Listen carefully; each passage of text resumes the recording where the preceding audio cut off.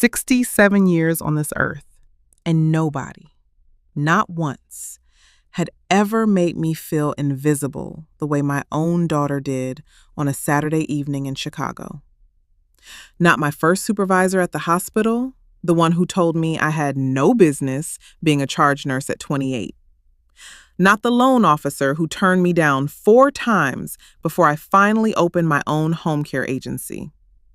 Not even my ex-husband Gerald, who left me for a woman half his age and had the absolute nerve to ask if we could stay friends.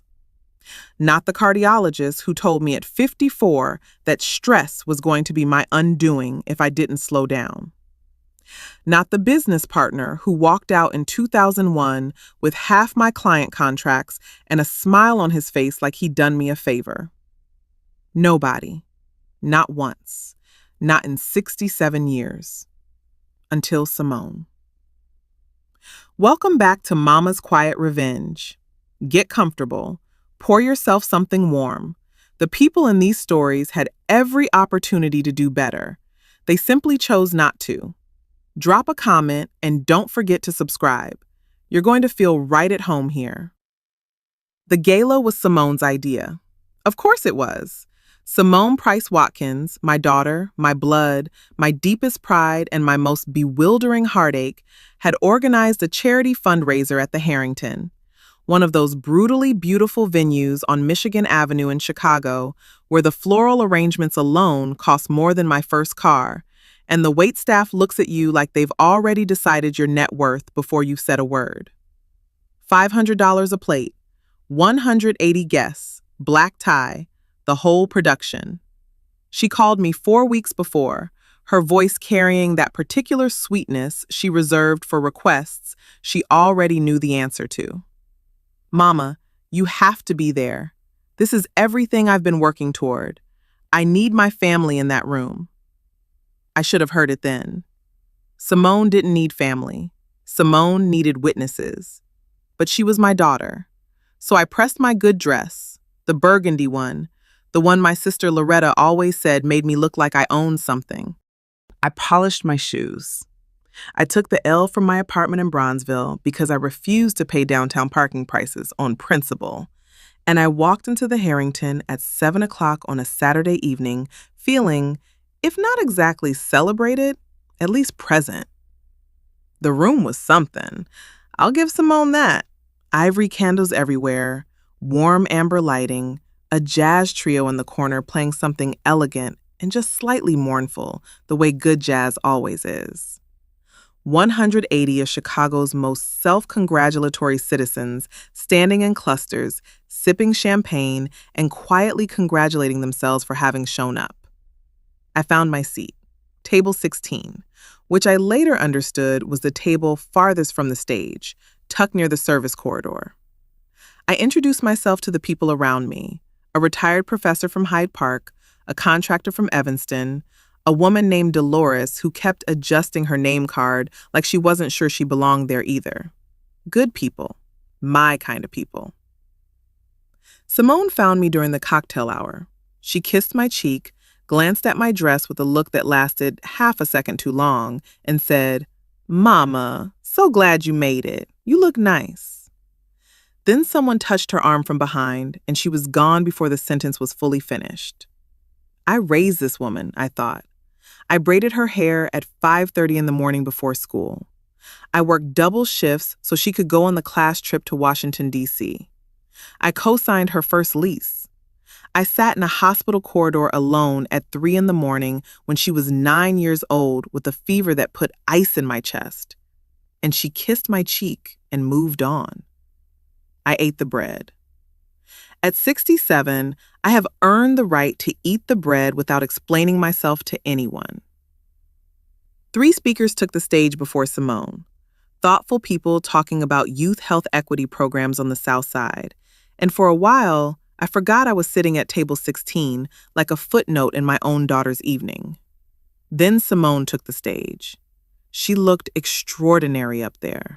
I won't pretend otherwise. Tall, radiant in her gown, her natural hair pinned up just so, The kind of confidence that doesn't ask the room for permission, it simply assumes it. She got that from me, though I suspected she had stopped believing that years ago. She told a joke. It landed. She told another. The crowd adored her immediately. The way crowds always adore people who make them feel good about being there. And I felt something ease in my chest. Maybe I misread it.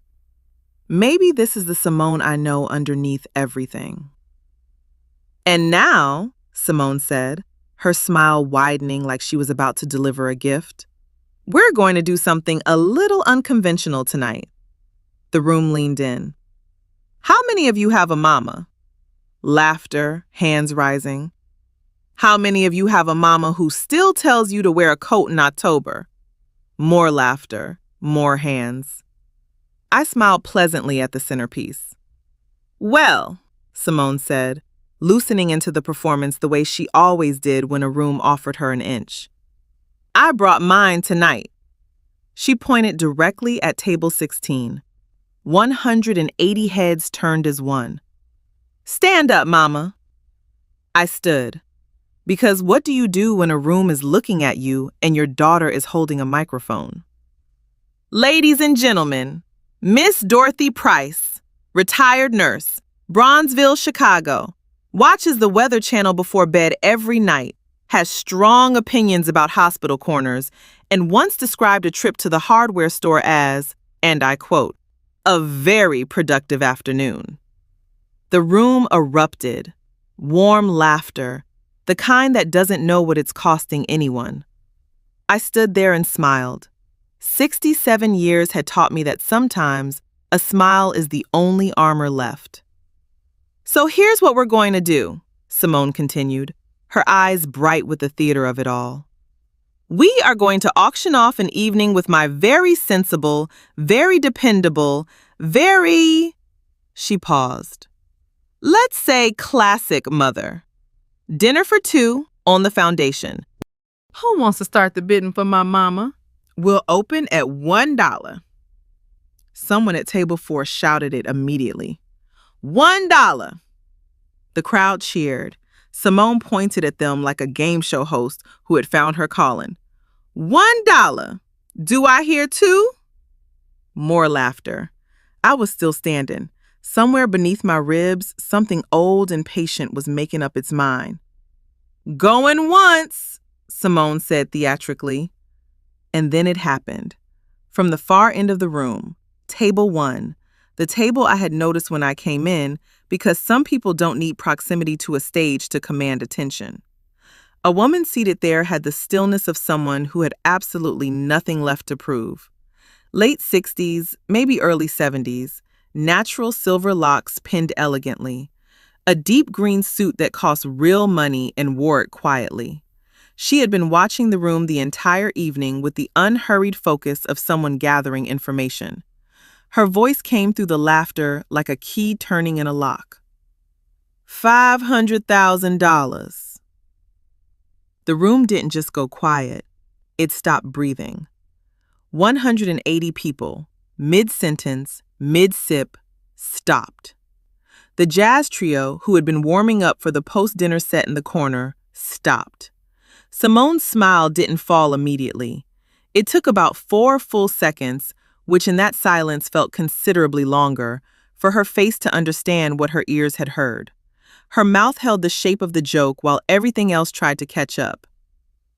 I'm sorry, Simone said into the microphone. Her voice did something I had never heard it do before. Did someone say $500,000? The woman said again. Same tone, unhurried. The voice of someone who was repeating herself only as a courtesy and found even that mildly inconvenient. She was already standing. I didn't know who she was yet.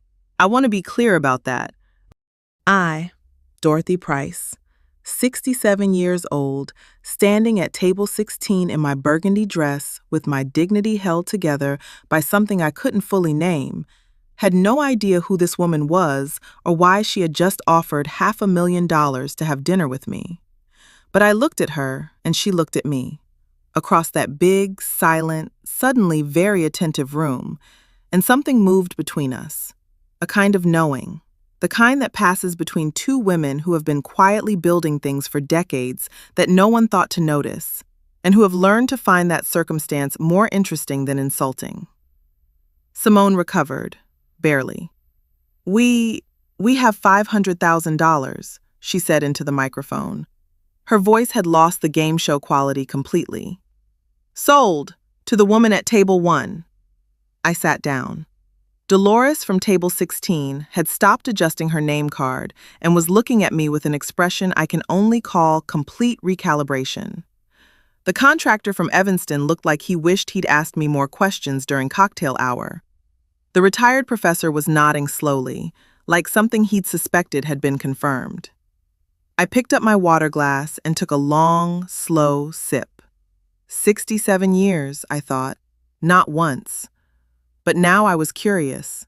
I was deeply, genuinely curious. The evening continued in a different atmosphere entirely. The easy self-congratulation had been replaced by something more charged, more watchful. People kept glancing between me and table 1. Simone delivered the rest of her program with noticeably less ease than she'd started with, which I observed and said nothing about. When the formal program ended and guests began drifting toward the bar and each other, the Silverlocks woman made her way across the room toward table 16. The crowd parted for her in that unconscious way that happens when someone carries genuine authority, not the performed kind, the earned kind. She stopped at my table and looked at me directly. Not down at me, at me. Dorothy Price, she said. It was not a question.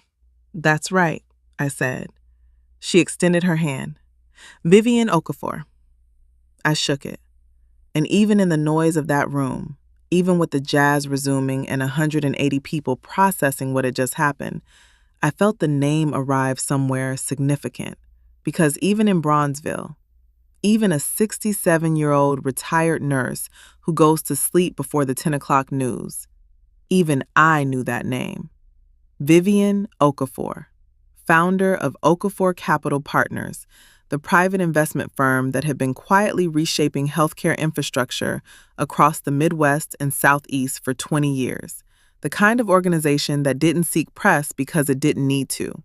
The kind of wealth and influence so thoroughly established that it had stopped needing to announce itself. That Vivian Okafor. I believe we have a dinner to arrange, she said. It appears we do, I said. The corner of her mouth moved, just barely. I'll have my assistant reach you in the morning. She placed a card in my hand, cream, minimal, her name and a private number, and walked back through the room, which continued parting for her all the way to the exit. I looked at the card. Then I looked across the room at Simone, who was standing near the stage watching me with an expression I had never seen on my daughter's face before. It was the expression of a woman who has just realized she may have fundamentally misread something that has been in front of her the whole time. Good, I thought. Sit with that. I took the L home to Bronzeville, sat in my kitchen, made myself a cup of chamomile, turned the card over in my hands, and I thought, what exactly does Vivian Okafor want with a retired nurse from Bronzeville? I didn't know yet, but I had the distinct feeling I was about to find out. Vivian's assistant called at 8:20 the next morning. Her name was Cynthia. She had the composed, efficient presence of someone who had spent years being the most important person in the room, while actively ensuring no one noticed. She was extraordinary at her job. We scheduled breakfast for the following Tuesday, a restaurant on the north side. No sign outside, menu with no prices. I wore the burgundy dress again. It was becoming my good luck dress. Gerald would have said it was too formal for breakfast. Gerald's opinion has not been relevant for 11 years. Vivian was already seated when I arrived. Same green suit energy, different cut, dark plum this time. Same stillness. She stood when she saw me, shook my hand firmly, made real eye contact. Dorothy. Vivian. We sat. Coffee appeared. I decided immediately that I liked this place. I'm going to be direct, Vivian said, wrapping both hands around her cup. I don't enjoy wasting time. Neither do I said. Good. She looked at me for a moment with the calm, unhurried attention of a woman who had spent decades evaluating people accurately and quickly. Then I'll start with a name. Carolyn Webb. I set down my coffee. I hadn't heard that name spoken aloud in nearly 9 years. Carolyn Webb. My oldest friend. My college roommate at Spelman College in 1977, when we were both broke and determined and absolutely certain the world had better things coming for us.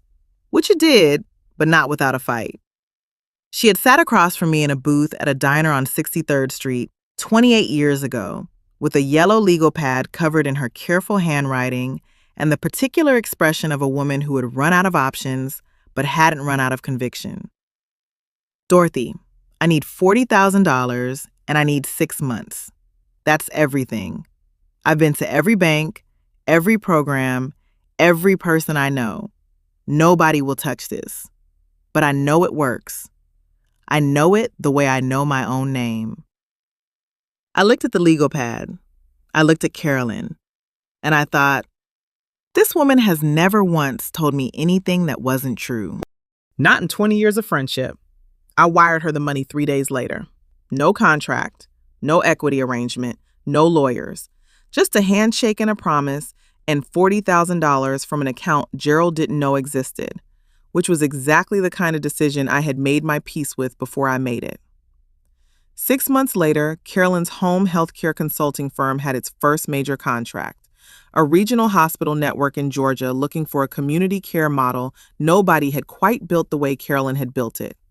Then a second contract, then a third, then a fourth that required her to hire 60 people in 4 months. By the time she sold the firm 12 years ago, a transaction the Chicago Tribune business section covered on a Tuesday morning and that generated a number I still find slightly unreal, Carolyn Webb was worth $290 million. I was living in Bronzeville, retired, watching the weather. We had a quiet understanding, Carolyn and I, that went back further than the money. She had offered to repay me more times than I could count. I had declined every time. Not out of stubbornness, or not entirely, but because what I had given her wasn't a loan. It was a belief, and I had never once needed the world to know I'd made it. Carolyn told me about you, Vivian said, 6 years ago. We were structuring the first major raise for what became the Okafor Health Infrastructure Initiative. Carolyn was our lead anchor investor. She made it a condition of her participation, not a request, a condition, that before we finalize the structure, we find a woman named Dorothy Price in Chicago and make her an offer. I said nothing. She told me, Vivian continued, that there was a woman who had funded her entire operation on nothing but friendship, instinct, and $40,000. That this woman had spent 3 decades declining repayment, declining recognition, declining any acknowledgement at all. That she was the most quietly powerful person Carolyn had ever known. Carolyn always did say too much, I said. Vivian smiled. First full smile I'd seen from her. It arrived slowly, like she'd decided it had earned its moment. She also told me that if I ever met you, I should pay close attention. That you were the kind of woman who communicated more by saying nothing than most people manage in a full conversation. Carolyn is generous. Carolyn is precise, Vivian said. I watched you last Saturday evening, Dorothy. That entire room was laughing, and you sat in that chair like a woman who already knew the ending of the story everyone else thought was just beginning. She held my gaze steady.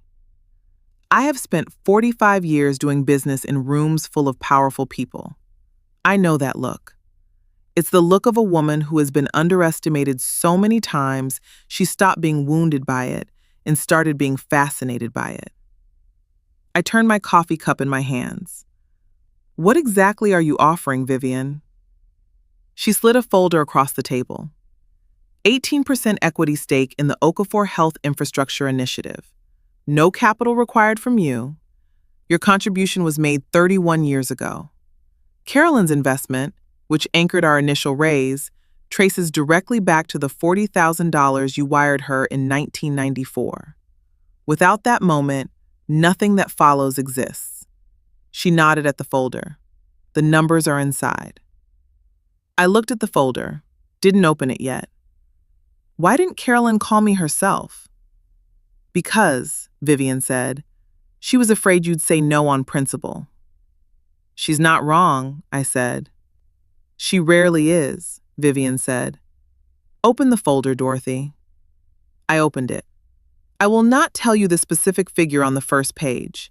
What I will tell you is that it had enough zeros to make a 67-year-old retired nurse from Bronzeville sit completely still for a very long time and reconsider every quiet, unwitnessed decision she had ever made that had led to this particular table in this particular restaurant with no prices on the menu. I closed the folder. I need to think about it, I said. Of course, Vivian said. And I need to understand, I said carefully, why you stood up at that gala. You could have called. You had my name. You had Carolyn's connection. You didn't need to bid $500,000 in front of 180 people. Vivian was quiet for a moment. She looked at her coffee cup. Then she said, your daughter put you in that seat and handed a room full of people permission to find you amusing. She looked up. And I watched you receive that with more grace and more dignity than I have seen any person demonstrate in 45 years of business. A pause. I thought Carolyn was right, and I wanted your daughter to see it, to understand that the woman she just called predictable had someone in that room who knew exactly who she was. I nodded slowly. Think about it, Vivian said. Take your time. I took the folder home to Bronzeville, read every page twice. Called my accountant, a measured and careful woman named Harriet, who had managed my modest finances for 25 years without ever once raising her voice about anything. Harriet said, Dorothy, for the love of God, say yes. I called Vivian the next morning. I'll do it, I said. One condition. Name it. My daughter has been trying to get a meeting with your firm for 2 years. I know because she mentioned it at Easter, then again in July. Both times I said nothing. I don't want you to take that meeting. Not yet. Maybe not ever. That is your business decision. But I want her to know why. A long pause on the line.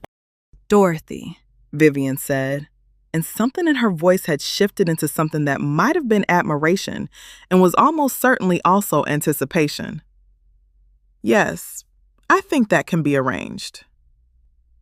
6 weeks later, on a Thursday morning in November, I put on the burgundy dress for the 3rd time. Simone had called me the previous Sunday. Easy Sunday voice, the voice she used when she was attempting to extract information without appearing to do so. Mama, hey, random question. Vivian Okafor Capital Partners. You wouldn't happen to know anyone connected to her, would you? Like through your old hospital network or anything? Can't think of anyone, I said pleasantly.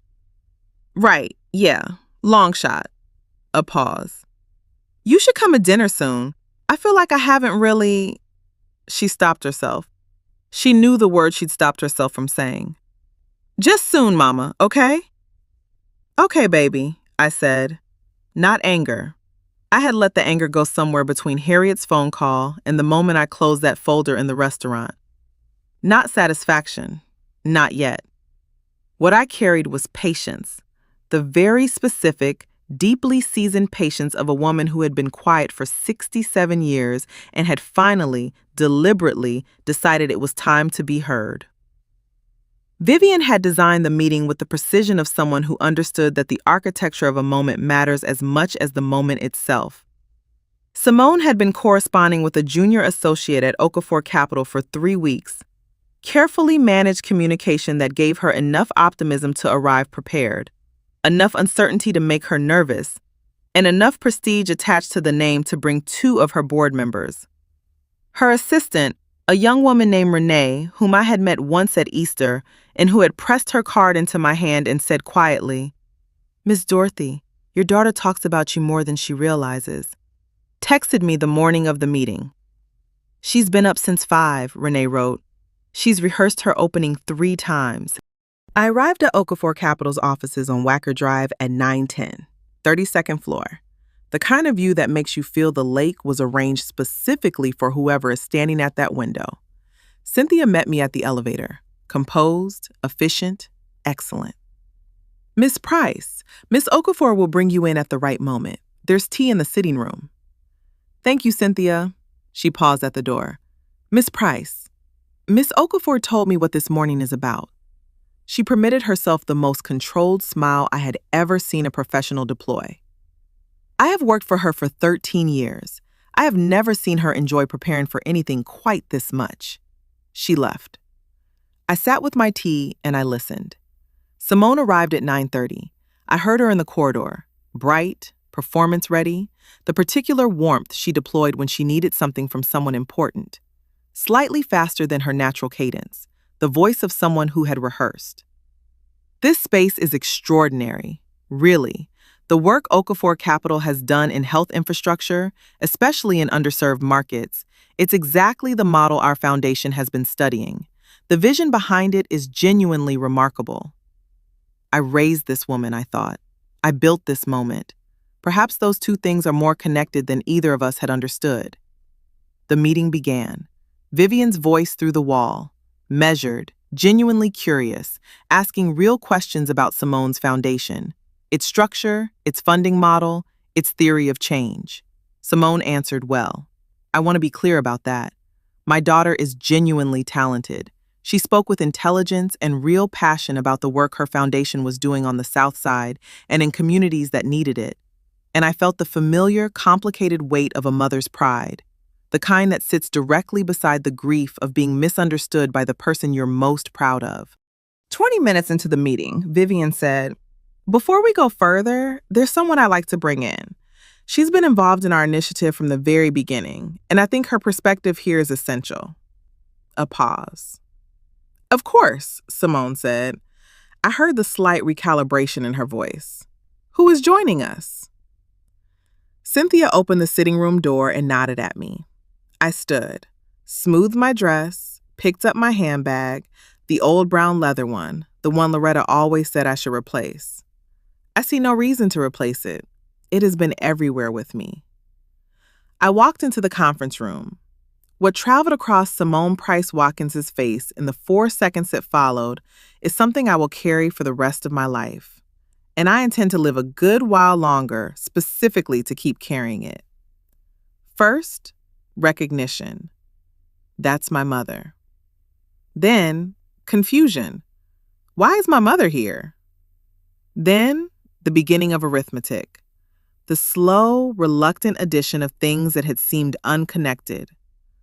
Miss Okafor knows my mother. My mother knows Miss Okafor. My mother said she couldn't think of anyone. And then the fourth expression, the one underneath the performance, the one she could not quite manage to suppress. The dawning, floor-dropping understanding that something had been in motion that she had not known about. That the ground she believed she was standing on was an entirely different ground than the one actually beneath her feet. "Mama," Simone said, half the volume she intended. "Simone," I said, the way I have said her name her entire life. Warmly, without drama. I sat down across from my daughter. Vivian sat at the head of the table. Then the door opened once more and Carolyn Webb walked in. My oldest friend. My Spelman roommate. The woman I hadn't seen in 9 years who had flown in from Atlanta the night before and who had held me in the hallway for a long, wordless moment that said everything two women who have watched each other grow into themselves need to say. Carolyn sat beside Vivian and looked at Simone with the calm, steady gaze of a woman who remembered having nothing and understood exactly what it had taken to get somewhere. I watched Simone recognize the name, watched her understand who was sitting across from her, watched her begin, slowly, reluctantly, the way you turn a page you're not sure you want to read, to understand the full shape of what she was looking at. "Simone," Vivian said, folding her hands on the table with the quiet authority of a woman who had run 10,000 meetings and knew precisely how this one was going to go. I want to be transparent with you because I believe you deserve to understand exactly what this meeting is. Simone nodded. The performance had left her face entirely. What remained was just my daughter, 36 years old, suddenly looking closer to 25. Your mother and I are partners, Vivian said. An 18% equity stake in the Okafor Health Infrastructure Initiative. That partnership was finalized 6 weeks ago. She let that sit. It was established because of a decision your mother made 31 years ago. A decision that I won't detail here unless she chooses to. It is foundational to everything this initiative is built on. I don't use that word loosely. It is the accurate word. Silence. Simone turned to me. Let her finish, I said, gently, but clearly enough. Your foundation's work is genuine, Vivian continued. Your proposal is strong. Your team has done serious, credible work, and under different circumstances, this would be a different conversation. The particular pause of a woman who has chosen her next words with great deliberateness. But I have been aware of your outreach to our firm for 2 years, and I made a decision not to take that meeting. I want you to understand why, because I believe you've earned the explanation. Simone was very still. Her 2 board members who had been in the room for approximately 12 minutes had the particular frozen quality of people who understand they are witnessing something private and can see no exit. The evening I met your mother, Vivian said, I watched a 67-year-old woman be placed in a chair on a stage and made into a punchline by her own daughter in front of a room full of strangers. And I watched her absorb every moment of that with more grace and more dignity than I have witnessed any person display in 45 years of business. Vivian's voice did not rise. It never needed to. I don't build with people who can't recognize the value of what's directly in front of them. I don't make exceptions to that principle. The room was so quiet I could hear the lake wind against the windows 32 floors down. Carolyn was looking at the table.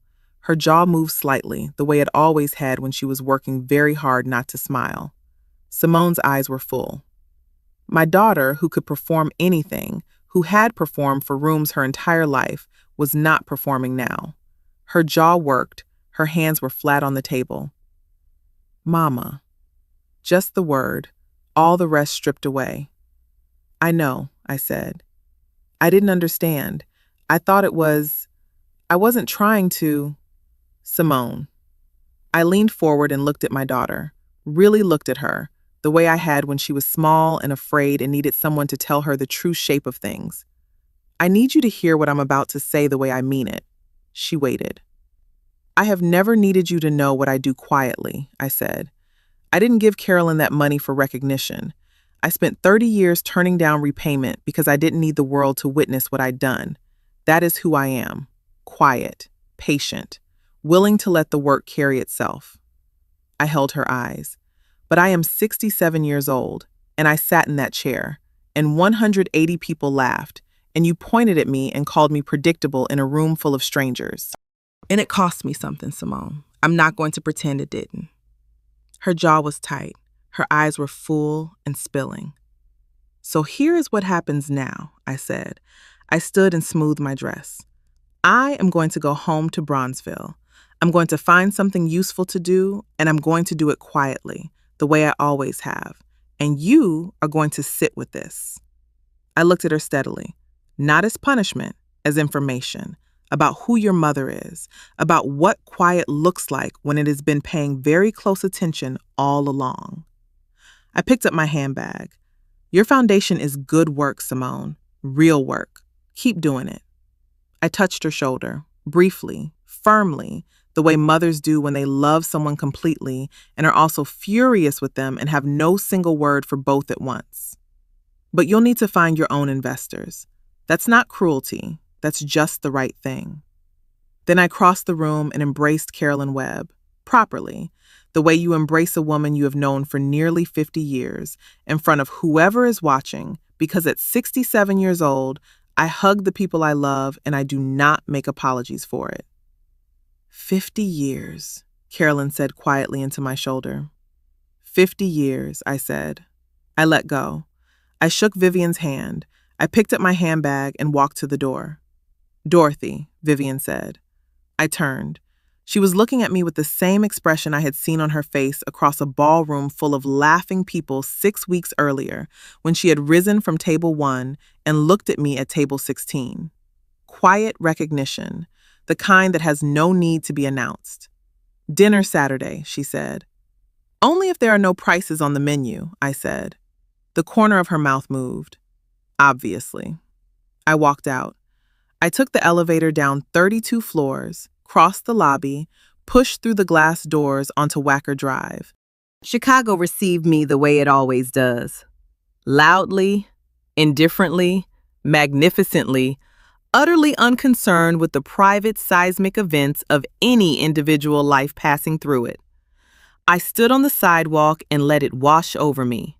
The November air sharp and cold off the lake, the way only Chicago November air is, with a particular honesty to it, like the city has decided to stop pretending.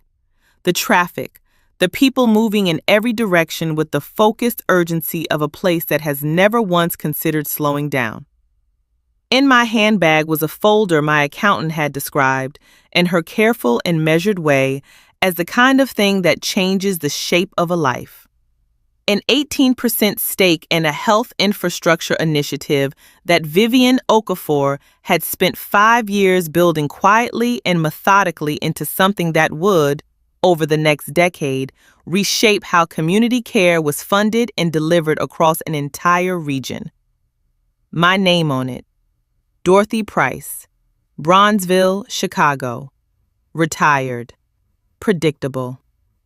Simone would rebuild. I know my daughter.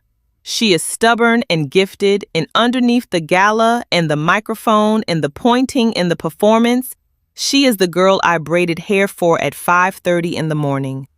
The girl I sat next to in hospital corridors at 3 a.m., willing her fever down by sheer force of love. She would turn this over. She would sit with it. She would not understand it quickly, but she would understand it eventually, fully, the way it needed to be understood. And when she was ready, I would be in Bronzeville, where I have always been. I walked to the L, went home, made myself a cup of chamomile, sat in my kitchen. And for the first time since a Saturday evening on Michigan Avenue, when my own daughter raised the microphone and offered me to a room full of strangers for $1, Dorothy Price felt, completely, quietly, and without a single apology, exactly like herself. Not predictable. She was never predictable. She was just patient. And the thing about patient women, the thing Simone Price Watkins was only now beginning to understand, 32 floors up in a conference room on Wacker Drive with Carolyn Webb's hands folded on the table and Vivian Okafor's words still settling in the air, is that patient is not the same as passive. Patient women see everything. Patient women remember everything. And patient women, when they finally decide the moment has come, when they smooth their dress and pick up their old brown handbag and walk out of a room they have quietly, completely rearranged, patient women do not look back. They never needed to.